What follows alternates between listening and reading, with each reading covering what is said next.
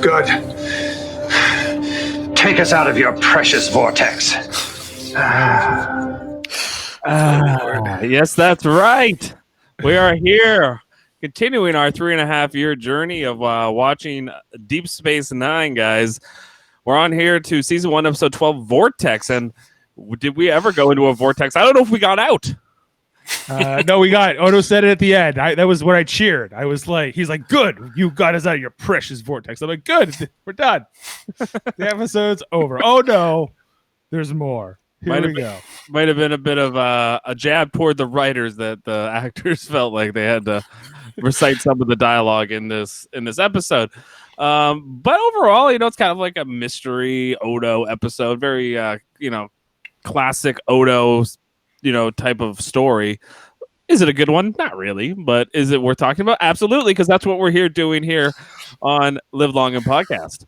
We're here with my brother Dave, our good friend Jaemeel Robinson, who may be in an Amazon closet right now. So don't mention the A word. Yeah, I don't know. Anonymous warehouse. Anonymous warehouse. Okay. So the episode starts here. Where we got like Odo's in Quark's bar. Basically there's a guy, there's an alien sitting at the bar. He's kind of eavesdropping on what's going on.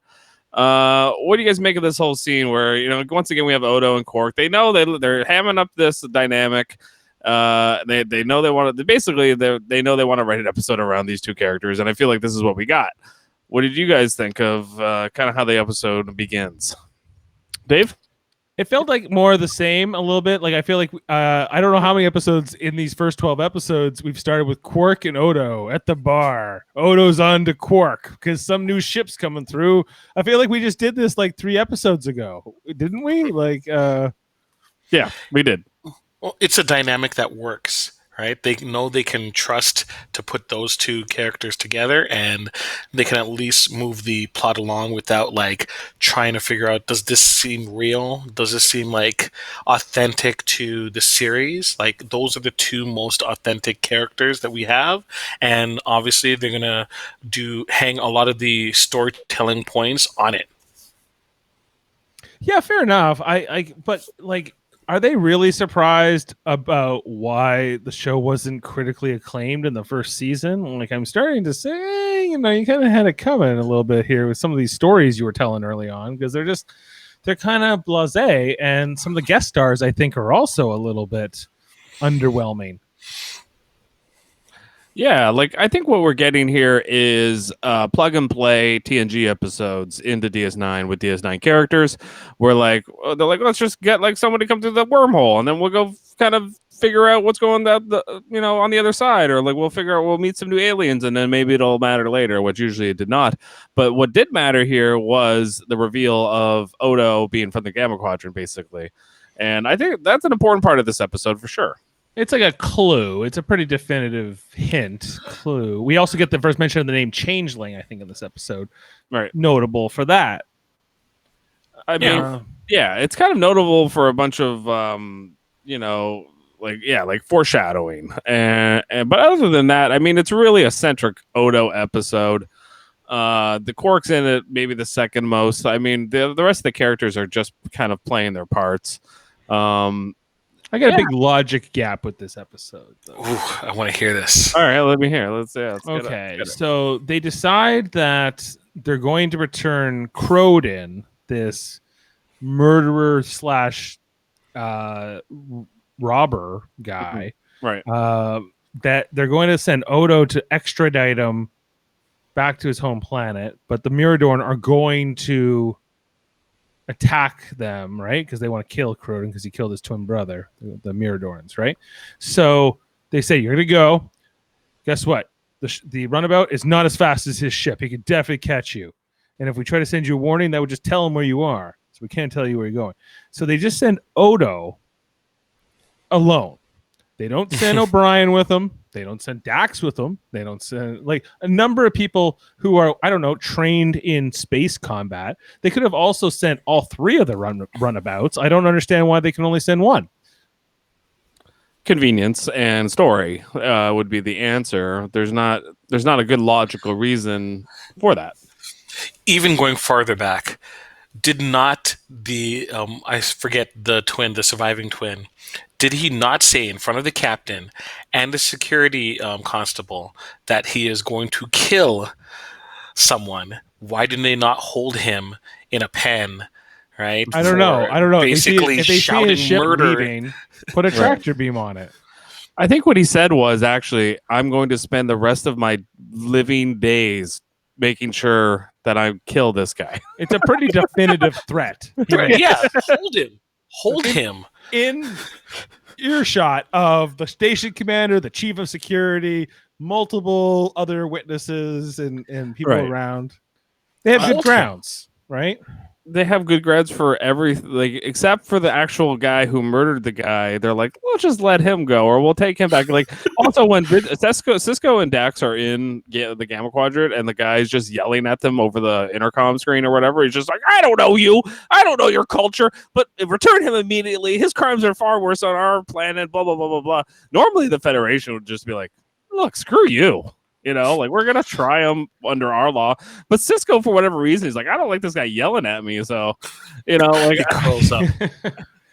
Is this the same Cisco that dealt with Eddington? No, it isn't. No, right? No, at all. He poisoned a planet. I don't want to spoil too much. I know Ashley listens to these things, and I don't like to look too far ahead to the future seasons, but you know, Cisco gets real sometimes, and he will go very far to achieve his ends. And yeah, here he's like, I don't want to deal with this. He's very passe. Like, even when this what's it, the Croden, his planet, whatever it's called, wherever he's from, they say to him, like, if you respect the beliefs in our people, like, I don't care who you are, whatever. And Cisco's just kind of like, yeah, I guess. He's just like, Dax looks at him like, why'd you let him punk you like that? Yeah, she's like, this isn't the Cisco I knew as Jedzia or Curzon. Who are you? You know? No, and then he shrugs his shoulders like, plot device. He's like, it's an Odo episode. We gotta, you know. We have to learn more about Odo, Dax.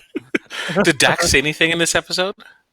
I don't really think so. Not very much, other than like, because it was very blaringly obvious that Bashir, they did not want him to say anything. Like, he couldn't even say he's dead. He just shook his head. Nope. It's like, that's it for Bashir. Hit the showers. That was it. Is it two episodes in a row? Did they pay him less if he has no lines? Is that how it works?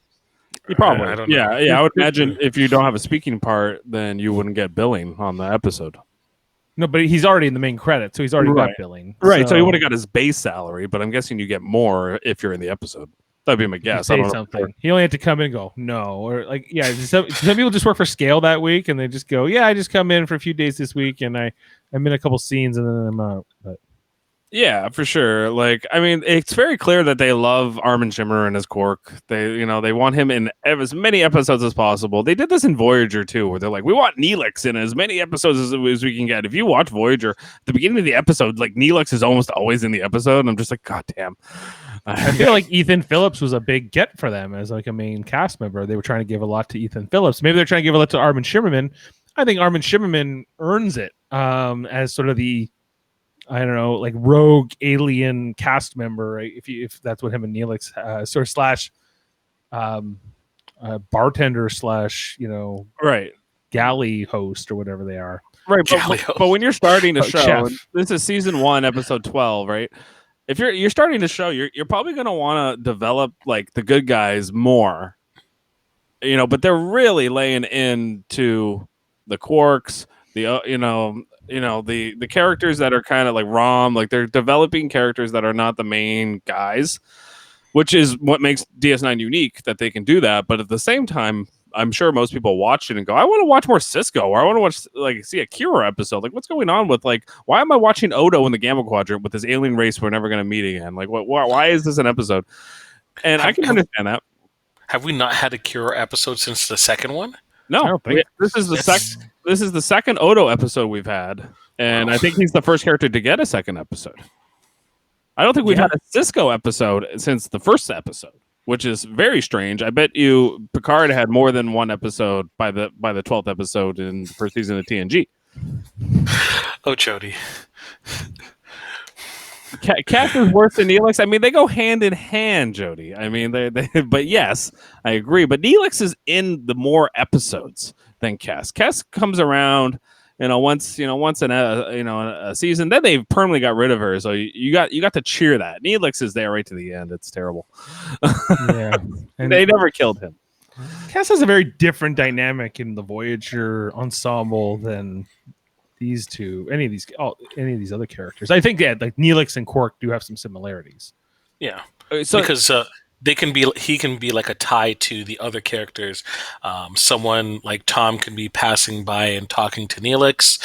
Same thing with Tuvok. Same thing with Quark and Bashir, and Quark with anyone, Odo, anyone. But no one's going to be like, I don't remember a Kim hanging out with Cass at all. Right. She's not that connective character. Well, she was in the sick bay, right? So that's what they gave to Cass. Cass got to be in the sick bay. So I guess if people come through for checkups and whatever, you can write that into the story. But it was her and the doctor. Like, yeah, for sure. Yeah. Her and the doctor got along quite a bit, but at the same time, the doctor didn't really get along with anyone in the first couple seasons of Voyager. He was kind of a dick because that was they were kind of showing and that. And what did they do this week to make Bashir more likable? Nothing. Bashir's in this episode. Where is he in this episode? He comes in after the Mirador dies. He checks it. Oh. We already know he's dead because the twin says he's dead. So, but Bashir confirms it. He gets the tricorder out. He does the. Speaking of which, I was sure that the twins were played by the same guy that played Damar, but it's not. I looked it up and it's not. But I was like, that's Damar. And it's not. It's a different guy. I got the guy. These Mirador twins. They were pretty unmemorable, but I did get this one clip of the little fight they have at the end, which I thought was worthy. There will barely be a trace of your little vessel when we are finished with you. He goes that little laugh at the end. He goes, "There will barely be a trace of your little vessel when we are through with you." I bet that was filmed first. It was filmed first, and then as the episode went on, his enthusiasm, both of their enthusiasm, just drained out, and you can see it in their performance. They seemingly did not care. And can we talk about the big guest star of this episode, Croden, our next Gamma Quadrant visitor after what's his name? Alan Moraine? No, well, we got the Alan Moraine guys. Yeah.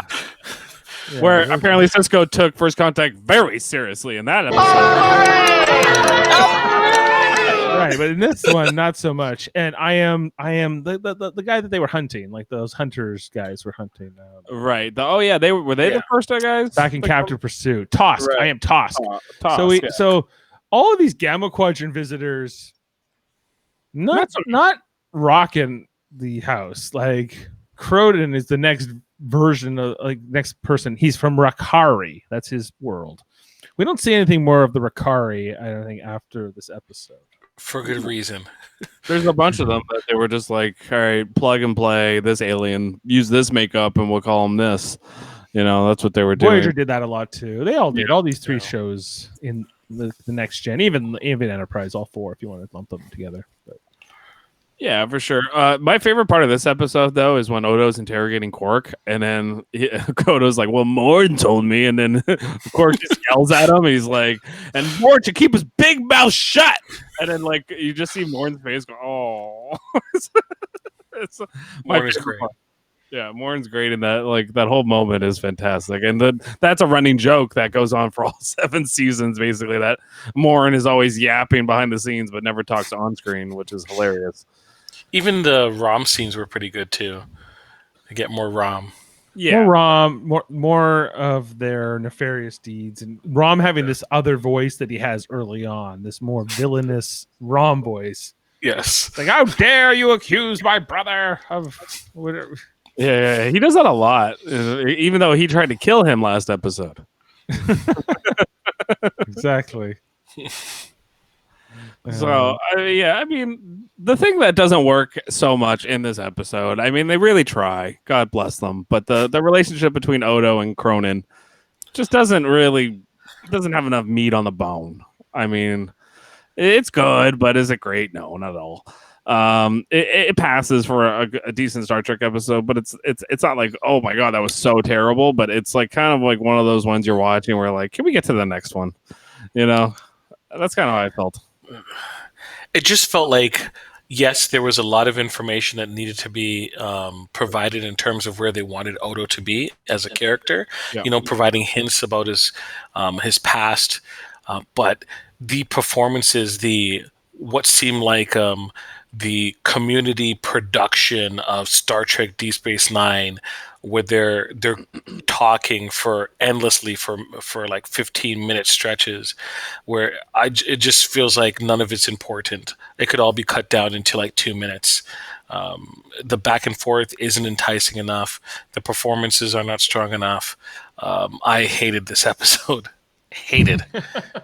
Hated it. Yeah, and when we talk about like the what's it called, the Way Home, the one with the Ella Moraine, we talked about that being a bad episode, but this was like, that was so bad it's good almost. This was just so whatever. Like, what were they going for here? Like, I think that Rene Auberjonois is pretty strong. He's very Odo in the episode in most ways, and he's fun. Like, he kind of saves it because I like him. And I like the character overall, but like this Cronin guy and all these other people around him. I think what they're going for me, what I get out of the episode is, once you see Odo's face light up a bunch of times in this episode when he finds out like, oh, this is my chance to find out who I am, where I'm from, and his actions change based off how he feels.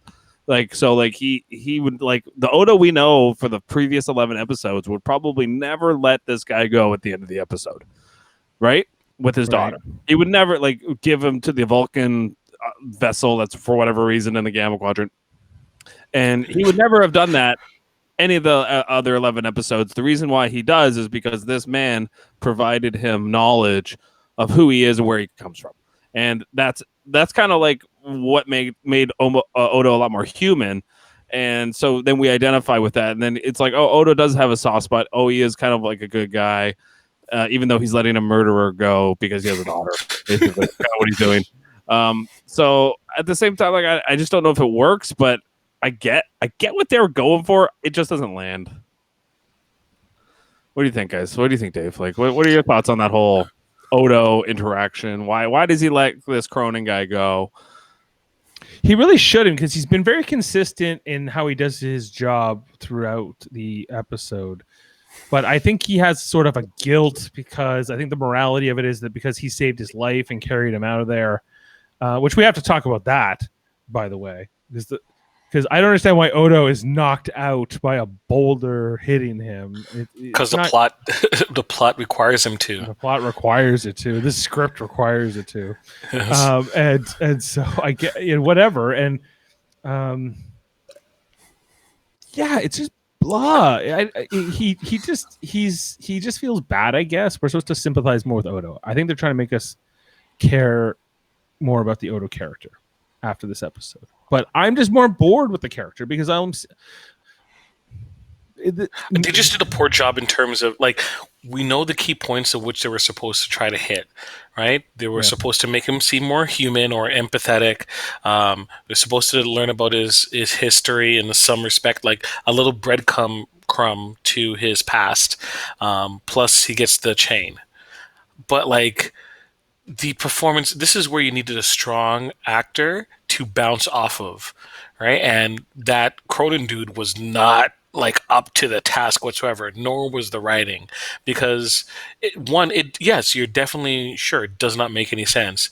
Why, like so the solution was, hey, you look after my daughter because she can't go home. It's like, well, I don't want to do that, so I'm gonna have you look after her and send you with the Vulcans. So you're potentially causing an issue with the Federation and Bajorans, because those people are going to be like, hey, wait, this guy didn't show up. No one seemingly contacted us that there was an issue whatsoever. So we're going to go back and do a trace, and we're going to find out that the person that was supposed to deliver came back empty-handed. So where did they go? Right? This is going to be a huge issue, like interplanetary issue between these two cultures. It doesn't seem worth it. It doesn't make any sense. The guy was resigned to go back and take his punishment, regardless of what you believe is true or not. The guy admitted that he killed.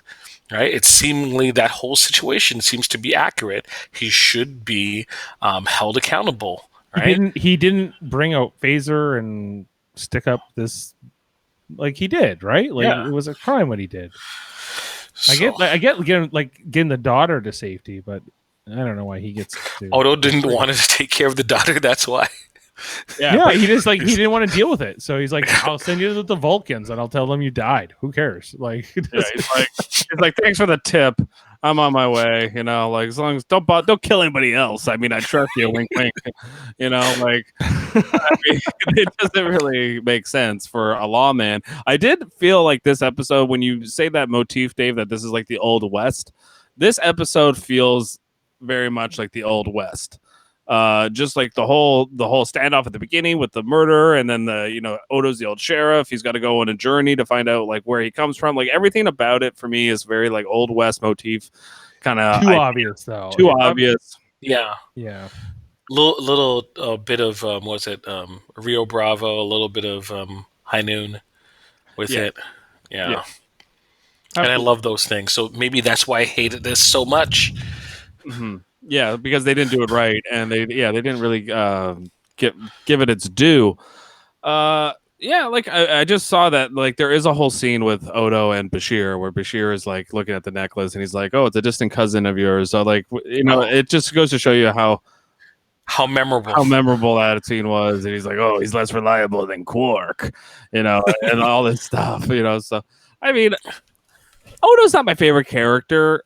I like him as the show goes on, but this season 1 stuff with Odo, we have to get through this pain to get to some of the good later. I guess. I guess that's just the case with his character.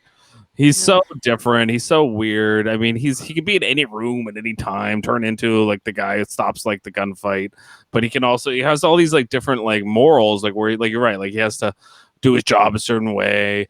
He's not Federation. Like he has this whole dynamic to him that it's hard to connect to him, and it's on purpose. That's kind of who he is.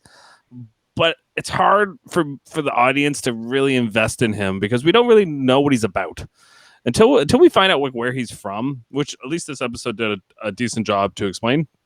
We don't really get him. We don't really understand like who he is and why he is the way he is. So it does take a while, but is it worth the squeeze? Not really. I mean, we just want to get to it. We just want to just tell us where he's from. What did you guys think of this moment with Odo? I have a full array of Starfleet weapons trained on you, Akel. Frankly, I don't know much about them, but I understand they equip this little vessel with some pretty powerful stuff. So I suggest you withdraw while you still can. It's like, bro, he could like read up. He could do this like a sensor sweep. Figure out what you can do a sensor sweep on your vehicle, on your ship. He knows what you're able to do. So, like, why are you pretending to lie? He's like, I got some Starfleet stuff. I'm gonna start pressing buttons. I don't know. Like, I'm a little crazy. They sent me out here on my own. They didn't even send O'Brien with me. Like, can you believe it? So, Lord. Well, Brian's not really in this episode, is he? Like, is Brian? I think he's like in the background again. Like. Yeah, they're like, no, Rene Auberjonois has in his contract that he will have so many lines in his first season, and so does Armin Shimmerman, and there's no time for everybody else. There's literally no time for anybody else. Siddig El-Fadil, nope, you're out. He's actually in the episode, I feel like, the most. Because he actually, him and Cisco. Kira's like just like literally tapping buttons in ops. Kira says a few things. Kira says, like, I think we should send, like, his people will be glad that we caught this criminal, right? Right. So Yeah. they'll be thrilled. Right. And Kira says some Kira things. I think that's the other reason why they make that the alien race where he's from like such assholes to Cisco is because when at the end of the episode when Odo lets them go, you're like, yeah, screw those guys that were yelling at Cisco. You know, it's like Here's another fun fact: is that Cisco was almost cast by this guy who played Croden, Cliff DeYoung. He was Yeah. one of the guys considered for Cisco. Oh God. Jeez. Can you imagine him as Cisco? Oh, wow. No. They would have had to pull the cage and kill him off in the first episode. And I knew So that awful. Alexander Siddig. So I guess Cisco was not initially imagined as a black character, but I mean, I'm glad that they picked Avery Brooks because Avery Brooks has like the presence, even in an episode like this, where you believe him. He's just got that command presence. except when he didn't, he was like, whatever, like Whatever. Bajoran said, I have to give him back. Sorry, it was the Yeah. reports. Yeah, exactly. I mean, yeah, but he still convinced me that he wasn't phoning it in the episode. So like, I mean, like that's important too for a Star Trek captain because a lot of times there are episodes like this where you're in it, but it has nothing to do with you, and you're just literally like doing like one scene with an alien race, or it's important to just be the necessary team player.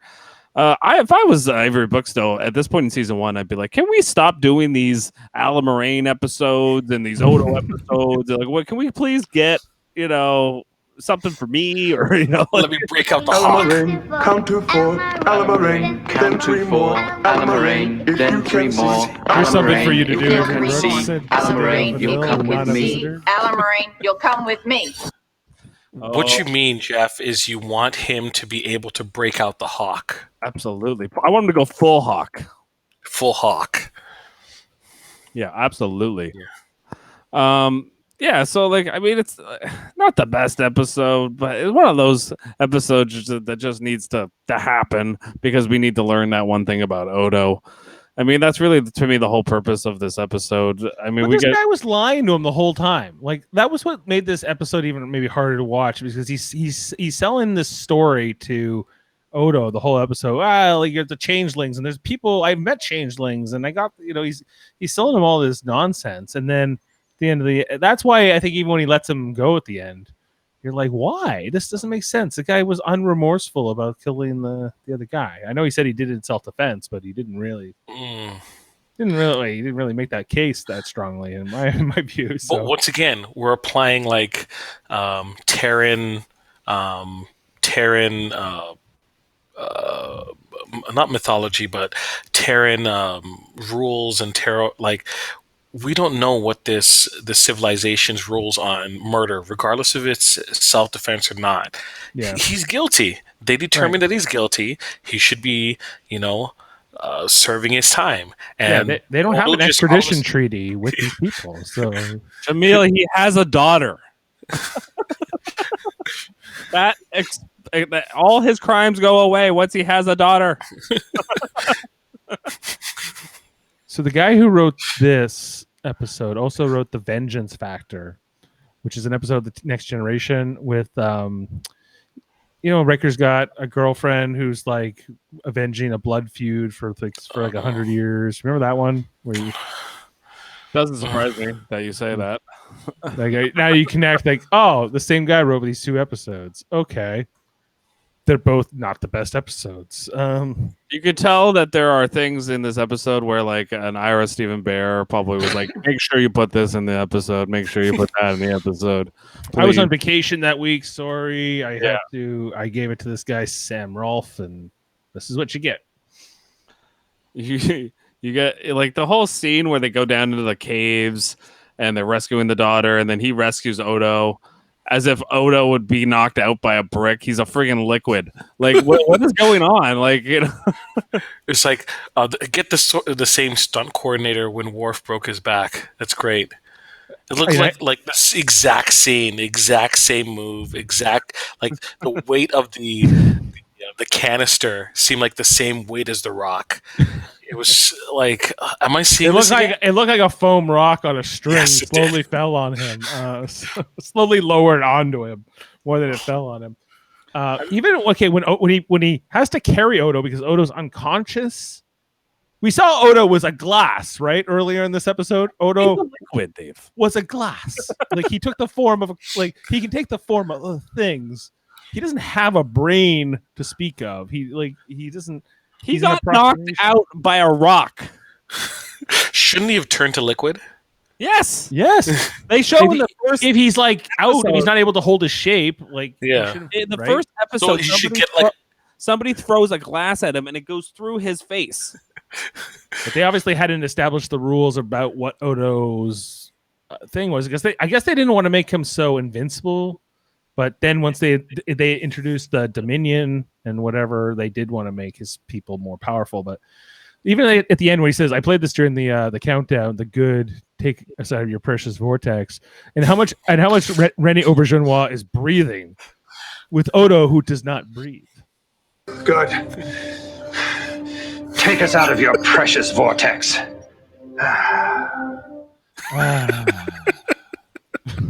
Lord. This is so bad. Oh my god. Why did he go? He's learned human expressions like sighing very heavily to emphasize how frustrated he is at the current situation or this episode in general. Right, I have to read this line. I wonder if that's in the script or if Freddie or Rashad was like, no, we need that. We need that in this. We need the. I guess it's been a rough day for Odo. Yeah.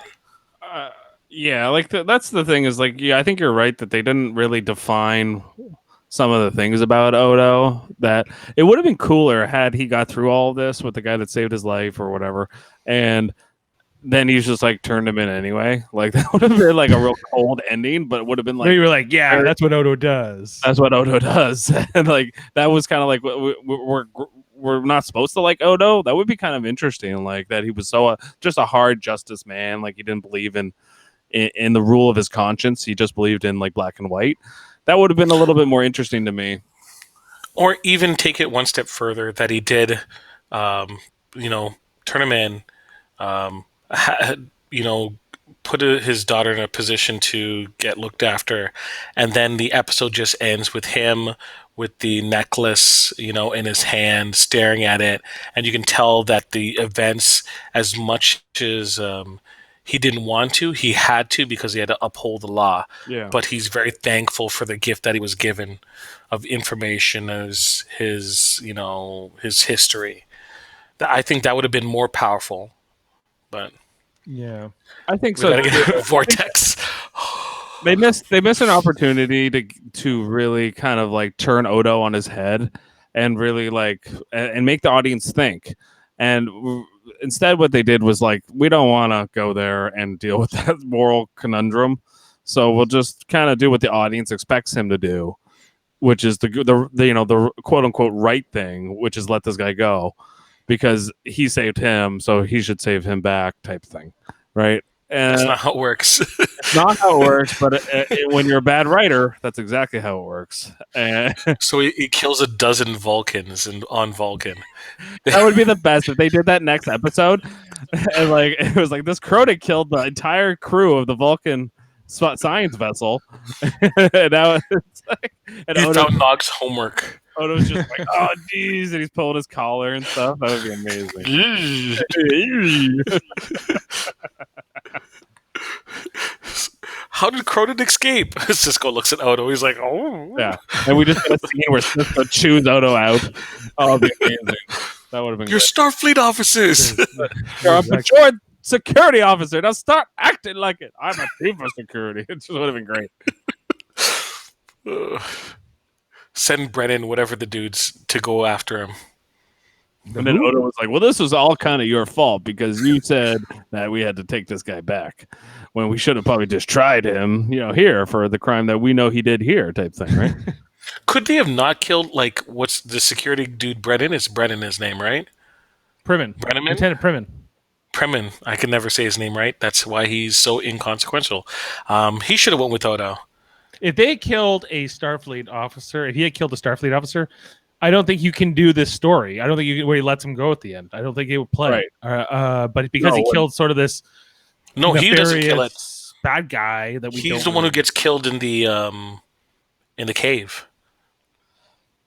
I mean, that also I don't think would fly, him letting him go. I think that's for the special reason why nobody else goes with Odo, Dave, is because they can't have somebody who's bound by bound by Starfleet regulations Like Odo, like they kind of shown us that Odo's kind of like a wild man of the West, that he will do whatever he wants when he feels like it's appropriate. He has sort of a vigilante justice. Yeah. Well, Yeah, absolutely. He's kind of like a V character. He's like sometimes the end justifies the means for him, because like he's at the end of this episode, he's looking at this necklace and he's like, "Yeah, I did do the right thing, didn't I?" You know, it's like, did you? You know? So this is his In a Pale Moonlight episode. I think Just so. poorly written. Could they have imagine they did a whole Odo monologue when he's in his security office? That would have been amazing. I am okay with this.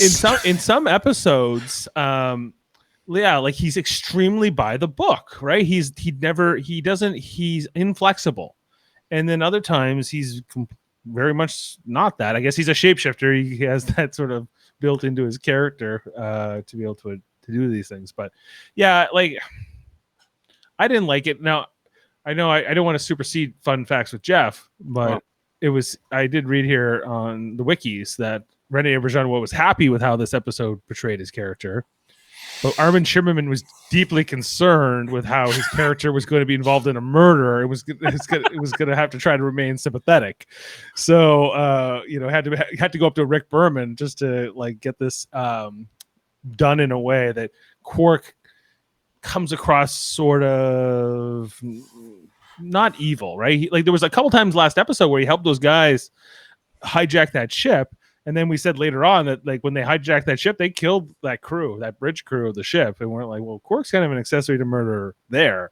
And I get, I think Armin Shimmerman had maybe he had also connected those dots, maybe a couple weeks later, and said, no, I don't want to be doing that all the time with Quark, because then everyone's going to say, well, Quark's a villain, and who cares what happens to him? They're both kind of anti-heroes, Quark and Odo, and that's why I kind of think they have that dynamic with each other, because both of them know that neither of them are like absolute 100% saints. And so like they do need to do that, like they get around it, but when once you have like, instead of robberies and stuff, or like that's different than murder. I mean, once you go down the murder path, then it's hard for the audience to sympathize. Because like you're right, like Quark's, like they never really explicitly explained that Quark was involved in that murder, but it's very heavily implied that because he's using a Ferengi phaser. There's a bunch of things that point to Quark being involved in that whole thing. Which, if I was Armin Shimmerman, I'd be like, "Hey, what the hell? Like, why is like?" But it's not confirmed. It's never said implicitly that he gave him the phaser, that he staged it. But it's not said that he didn't either. It's very like ambiguous, heavily implied. It's heavily implied because Quark is nervous that those guys are going to come and kill him, and Rom is the one that kind of spills the beans in Odo's office, and just everything that's going on with Quark implies that he was involved in this murder, and that makes him a super villain if that's the case. Like he's like planning this whole thing like to kill this guy using this Gamma Quadrant alien. Like everything about it makes Quark look like really, really bad, and then it looks even worse with Odo letting this guy go later. The whole episode is a mess as far as moralities and ethics. Terrible episode. Terrible. Yeah, it's bad. Do you got who's got a rating? You guys go first. I'm not going first on this one. Well, okay, so this has a 7.1 on IMDb. Shockingly, I do not trust these IMDb scores at all, because this is bad. Now, our lowest episode so far was 2 weeks ago when we rated Move Along Home, the Alan Moraine down. Not you, Jaemeel. You were positive on it. But yeah, it was awesome. Yeah. So I have to. This episode was worse to me in a lot of ways. I'm going to give it. I'm going down to 3. I'm going to 3 for this. I'm going to give it a 2. Wow. I thought I was going to be like really. Jameel's going to be mean. He's going to give it like a 5 or a 4.5. You're talking about 2s and 3s. In the grand scheme of things, I really do not like this episode. Yeah, it's really bad. Every time I think about it more so, like I watched it yesterday, and I'm like, okay, I'm going to get over it, and I'm going to be I'm going to be out of the tunnel, and I'm going to have clear thoughts, and I'm only going to be thinking about the positives of it. Nope, still thinking about the negatives. But still, I would give it a 3. And there you have it, everybody. So that balances an average out between the three of us at a 2.7, which is by far the worst episode we've done so far. If you haven't picked up that we didn't like it too much, here you go. I think back to the previous episodes. The previous episodes, I could at least think of like a multitude of enjoyable things that I can something get to from like it. about it. Yeah. I don't care about what's the B storyline in this story, The Quark, probably the Quark thing with the mirror. and you don't care about that at all. Once Odo leaves, it's over, right? No, Yeah. because he sells Odo out by by giving him the security codes. And That's right. Yeah, because the guy's threatening to kill him at the bar. Yeah. Like the whole that, which is just a plot device to get the Miradorn and the Gamma Quadrant chasing after them, right? So like everything about the episode is just pretty lazy and doesn't make any sense. So do we want to go to fun facts and just kind of rattle off a few here? And there's not a lot. I mean, it wasn't a very fun episode. How fun can they be? I read this episode was expensive to make. That CGI in the beginning, I would figure. Right. So that's actually one of the fun facts. The exterior visuals of the camera Vortex are reused shots of the Mutara Nebula from Star Trek II, The Wrath of Khan. Recolored slightly and flipped upside down. It does give a Wrath of Khan. You get a feeling from it. Yeah. According to Robert Hewitt Wolf, Odo's line, "I'm a security chief, not a combat pilot," is a tribute to Leonard McCoy's running line in Star Trek, "I'm a doctor, not a blank." Yeah, right. The Then you're like, well, why is he on this mission by himself then? Yes. The Miradorn makeup was one of makeup supervisor Michael Westmore's favorite designs from the first season. I'm guessing he wasn't happy that the alien race that they got used for sucked, but he was very happy with it. And the makeup, great makeup, bad writing, and uninteresting as a species. But. Randy Oglesby portrays both of the Miradorn twins. He played several other characters in various Star Trek series, including Sylvain Prin in DS9 Season 5, The Darkness and the Light, and the recurring role of Degra in the third season of Star Trek Enterprise. He's Degra? He's Degra. Okay. There's a bunch of fun facts about Morn in this episode, guys, so I'm just going to rattle them off here. Morn is first identified by name in this episode. It is also in this episode that the notion that he talks too much is introduced, something that becomes a running joke for the duration of the series, even though he never speaks on screen. Also about Morn is based off Norm from Cheers. It's an anagram for that character, that he's always sitting at the bar, and that's the whole joke with that character, that he talks too much. Okay. I think that's it for Morn. Okay, so in the shot in which Rom places the bottle of Langor on the drinks tray, we see that there are 5 glasses instead of 4. This is an homage to Alfred Hitchcock's 1946 film Notorious. I mean, why did they need to do that? The director's like, I got to put in something. I watched this in film school. I had to write an essay, and I'm going to put this into my script. This is my fellow film geeks are going to pop for this, basically. Yeah. Peter Allen Fields' original idea for this episode was based upon the 1953 Anthony Mann movie, The Naked Spur, and such. Fields hired the movie's writer, Sam Rolfe, to do the teleplay. This is the problem with this episode, guys, is they wanted, this is a film school episode. Yeah. You know, this is the first episode that we see Odo smile. Yeah,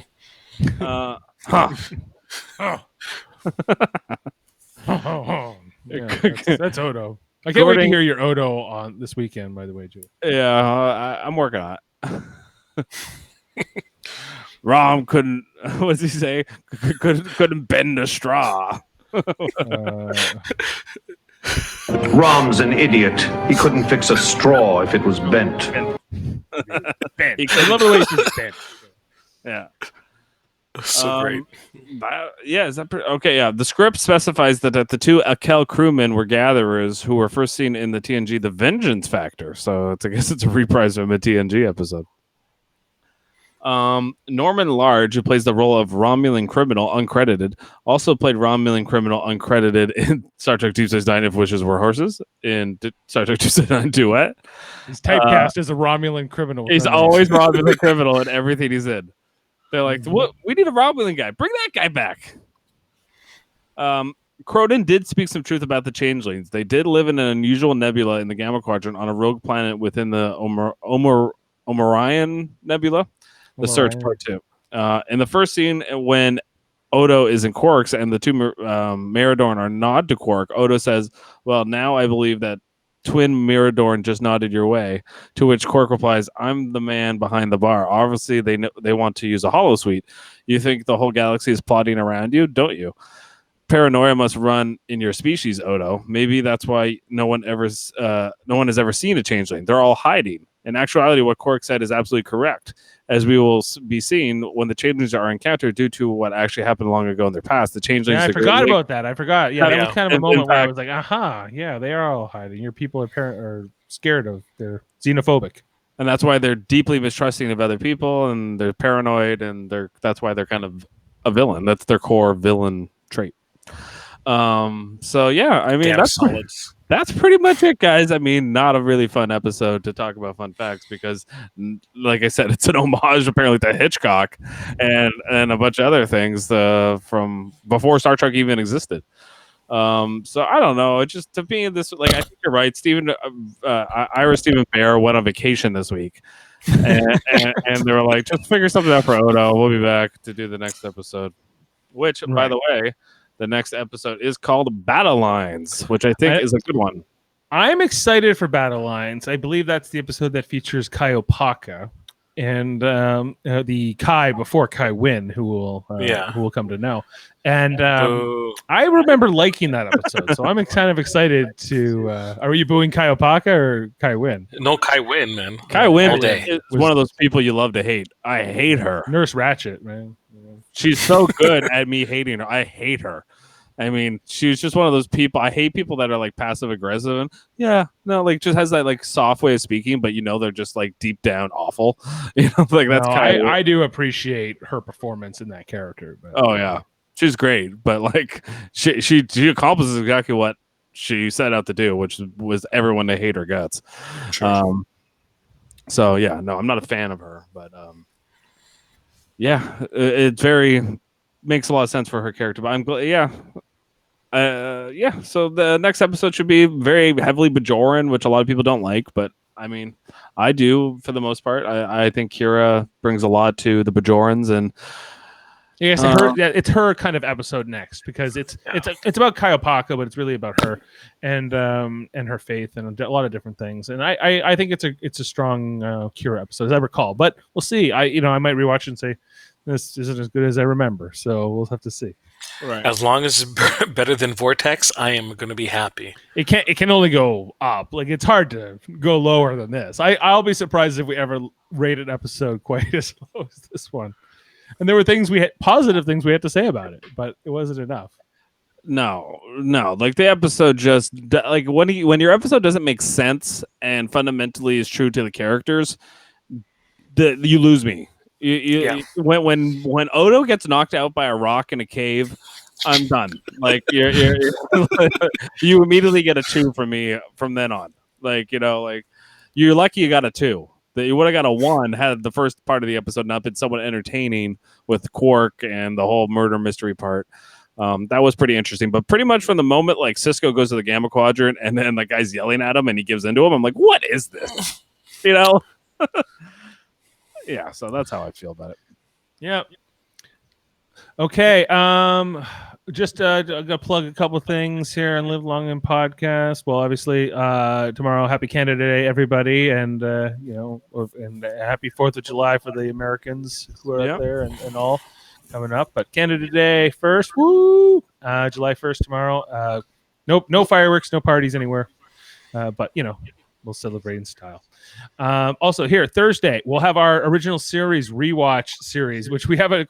Jeff's been he's been kind of bumped temporarily as we brought in Karen Rondeau into the. Is she coming back?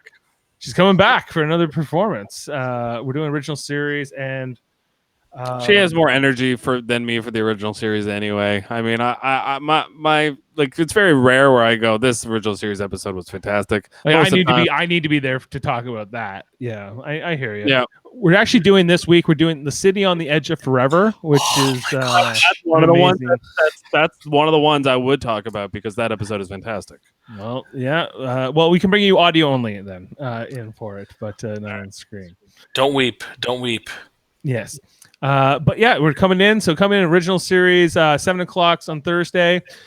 We will be doing Star Trek Radio Theater again this week, but it will be on Saturday morning just to accommodate some cast member schedules. And I don't know if we've announced it yet, but we are doing Trials and Tribulations from Deep Space Nine's fifth season, episode 6, I believe. The one where they go back to meet Kirk and the gang. So that's a revisit to the whole Tribble episode. We do not discuss it with outsiders. Yeah, I have Worf among a few others, so I'm really looking forward to that. So That's my Star Trek funk band, Kirk and the Gang. yes, and yeah, it's exciting. And we just had Trivial Debates this past Sunday, so if you haven't seen that yet, check that out. Chris Seymour hosting, Jeff, Kevin, and Jane's Jane first competing appearance on Trivial Debates. Yeah, so she was great. So check that out if you haven't yet. And that's it. Okay, great. So we'll see you next week for Battle Lines, and I hope it's better. It will be. Has to be. Has to be. Has to be. All right. All Well, right, that'll be. I think that's it, and we'll see you next week, guys. Have a good one, and live long and podcast. All right, happy Canada Day.